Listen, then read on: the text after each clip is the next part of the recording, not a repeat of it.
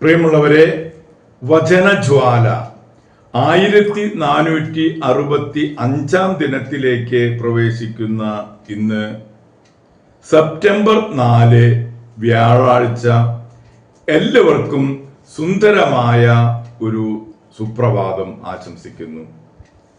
8 നോമ്പ് 4-ാം ദിവസത്തിലേക്ക് പ്രവേശിക്കുന്ന ഇന്നത്തെ വചന വായനയിൽ പ്രിയമുള്ളവരെ, ഇന്നത്തെ വചന വായനയിൽ പ്രഭാഷകൻ 3-ാം അധ്യായം 1 മുതൽ 16 വരെയുള്ള തിരുവാക്യങ്ങളാണ് നാം ശ്രവിക്കുക. മാതാപിതാക്കന്മാരോടുള്ള കടമകൾ. കുഞ്ഞുങ്ങളെ, നിങ്ങളുടെ പിതാവായ എൻ്റെ വാക്കു കേൾക്കുവിൻ. സുരക്ഷിതരായിരിക്കാൻ അതനുസരിച്ച് പ്രവർത്തിക്കുവിൻ. മക്കൾ പിതാവിനെ ബഹുമാനിക്കണമെന്ന് കർത്താവ് ആഗ്രഹിക്കുന്നു. അവിടുന്ന് പുത്രന്മാരുടെ മേൽ അമ്മയ്ക്കുള്ള അവകാശം ഉറപ്പിച്ചിരിക്കുന്നു. പിതാവിനെ ബഹുമാനിക്കുന്നവൻ തൻ്റെ പാപങ്ങൾക്ക് പ്രായശ്ചിത്തം ചെയ്യുന്നു. അമ്മയെ മഹത്വപ്പെടുത്തുന്നവൻ നിക്ഷേപം കൂട്ടിവെക്കുന്നു. പിതാവിനെ ബഹുമാനിക്കുന്നവനെ അവന്റെ മക്കൾ സന്തോഷിപ്പിക്കും. അവന്റെ പ്രാർത്ഥന കർത്താവ് കേൾക്കും. പിതാവിനെ ബഹുമാനിക്കുന്നവൻ ദീർഘകാലം ജീവിക്കും. കർത്താവിനെ അനുസരിക്കുന്നവൻ തന്റെ അമ്മയെ സന്തോഷിപ്പിക്കുന്നു. ദാസൻ എന്ന പോലെ അവൻ മാതാപിതാക്കന്മാരെ സേവിക്കും. പിതാവിനെ വാക്കിലും പ്രവൃത്തിയിലും ബഹുമാനിച്ച് അവന്റെ അനുഗ്രഹത്തിന് പാത്രമാവുക. പിതാവിന്റെ അനുഗ്രഹം മക്കളുടെ ഭവനങ്ങളെ ബലവത്താക്കും. അമ്മയുടെ ശാപം അവയുടെ അടിത്തറ ഇളക്കും. മഹത്വം കാക്ഷിച്ച് പിതാവിനെ അപമാനിക്കരുത്. പിതാവിന്റെ അവമാനം ആർക്കും ബഹുമതിയല്ല. പിതാവിനെ ബഹുമാനിക്കുന്നവൻ മഹത്വം ആർജിക്കുന്നു. അമ്മയെ അനാദരിക്കുന്നവൻ അപകീർത്തിക്കിരയാകും. മകനെ, പിതാവിനെ വാർദ്ധക്യത്തിൽ സഹായിക്കുക. മരിക്കുന്നതിനു വരെ അവന് ദുഃഖമുണ്ടാകരുത്. അറിവ് കുറവാണെങ്കിലും സഹിഷ്ണുത കാണിക്കുക. നീ എത്ര ബലവാനാണെങ്കിലും അവനെ നിന്ദിക്കരുത്.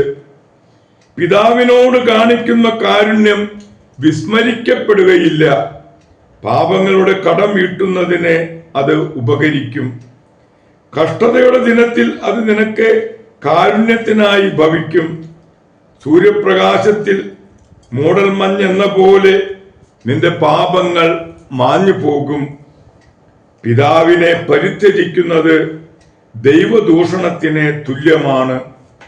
മകനെ പ്രകോപിപ്പിക്കുന്നവൻ കർത്താവിന്റെ ശാപമേൽക്കും.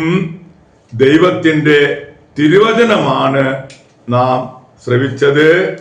പ്രിയമുള്ളവരെ, ആഗോള കത്തോലിക്ക സഭയിൽ ഇന്ന് കന്യകമാരായ 2 വിശുദ്ധരെ അനുസ്മരിക്കുന്ന പൊൻ സുദിനമാണ്. കന്യകയായ വിശുദ്ധ റൊസാലിയയെ ആദ്യം കേൾക്കാം. പ്രസിദ്ധനായ കാറൽമാൻ ചക്രവർത്തിയുടെ പിൻഗാമികളിൽ ഒരാളുടെ മകളാണ് റൊസാലിയോ. അവർ സിസിലിയിൽ പർലമ എന്ന സ്ഥലത്ത് ജനിച്ചു. യൗവനത്തിൽ ലൗകിക വ്യാമോഹങ്ങളും ആർമാടങ്ങളും പരിത്യജിച്ച് പലേർമായിൽ 3 നാഴിക ദൂരെ പെല്ലഗ്രീന മൗണ്ടിൽ ഒരു ഗുഹയിൽ അവൾ താമസമുറപ്പിച്ചു. കഠിനമായ പ്രായശ്ചിത്ത പ്രവർത്തനങ്ങൾ ചെയ്താണ് അവൾ അവിടെ കഴിച്ചുകൂട്ടിയത്. കഠിനമായ കൈവേലകൾ ചെയ്ത് അവൾ ഉപജീവനം നടത്തി. ഏകാന്തതയിലും തീക്ഷ്ണമായ പ്രാർത്ഥനയിലും ദൈവൈക്യം പാലിച്ചു. 1160 റൊസാലിയോ മരിച്ചു.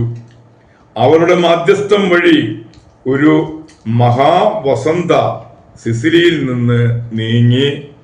പ്രിയമുള്ളവരെ, നമ്മൾ അടുത്ത വിശുദ്ധയെ വിത്തർബോയിലെ വിശുദ്ധ റോസിനെയാണ് അനുസ്മരിക്കുക. വിത്തർബോയിൽ ദരിദ്രരും ഭക്തരുമായ മാതാപിതാക്കന്മാരിൽ നിന്ന് ജനിച്ച റോസ് ബാല്യത്തിൽ തന്നെ അനുപമമായ വിശുദ്ധയുടെ ഉടമയായിരുന്നു. 7 വയസ്സ് മുതൽ റോസ് പ്രായശ്ചിത്തങ്ങൾ അനുഷ്ഠിച്ചു തുടങ്ങി. 10-ാം വയസ്സിൽ വിശുദ്ധ ഫ്രാൻസിസിന്റെ 3-ാം സഭയിൽ ചേർന്നു. വിത്തർബോയിൽ പരസ്യ പ്രായശ്ചിത്തം പ്രസംഗിക്കാൻ തുടങ്ങി. ജനങ്ങളോട് മാർപ്പാപ്പയുടെ പക്ഷത്ത് നിൽക്കാനും ജർമ്മനിയിലെ ഫെഡറിക് ദ്വിതീയനെ എതിർക്കാനും റോസ് ഉദ്ബോധിപ്പിച്ചു. അവളുടെ സ്വാധീനം കണ്ട് ഭയന്ന് ചക്രവർത്തി അവളെയും അവളുടെ കുടുംബത്തെയും വിത്തർബോയിൽ നിന്ന് നാടുകടത്തി. 1521 വിത്തർബോ മാർപ്പാപ്പയുടെ അധികാരത്തിൻ കീഴിലായി. ഉടനെ റോസ് സ്വഭവനത്തിലേക്ക് മടങ്ങി. സ്ഥലത്തെ ക്ലാരമഠത്തിൽ പ്രവേശനാനുമതി ചോദിച്ചു. എന്നാൽ ക്ലാരമഠം അവൾക്ക് പ്രവേശനം നൽകിയില്ല. തന്നിമിത്തം അവൾ വിത്തർബോ നഗരത്തിനുള്ളിൽ തന്നെ ഒരു കുടിലിൽ താമസിച്ചു. മരണശേഷം തനിക്ക് മഠത്തിൽ പ്രവേശനാനുമതി ലഭിക്കുമെന്ന് റോസ് പ്രവചിക്കുകയുണ്ടായി. അങ്ങനെ തന്നെ സംഭവിച്ചു. അടുത്ത വസന്തത്തിൽ 17-ാം വയസ്സിൽ റോസ് മരിച്ചു. അവളുടെ ശരീരം ക്ലാരമഠത്തിൽ സംസ്കരിക്കാൻ അലക്സാണ്ടർ 4-ാമൻ മാർപ്പാപ്പ നിർദ്ദേശിച്ചു. വിശുദ്ധ റോസിന്റെ ശരീരം ഇന്നും അഴുകാതെ ഇരിക്കുന്നു. 1457 കലിസ്റ്റസ് 3-ാമൻ മാർപ്പാപ്പ അവളെ വിശുദ്ധരായി പ്രഖ്യാപിച്ചു.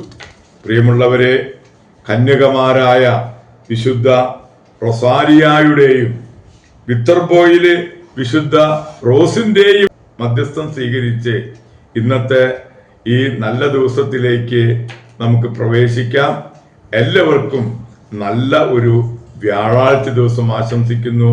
ദൈവം നമ്മെ ഓരോരുത്തരെയും സമൃദ്ധമായി അനുഗ്രഹിക്കട്ടെ.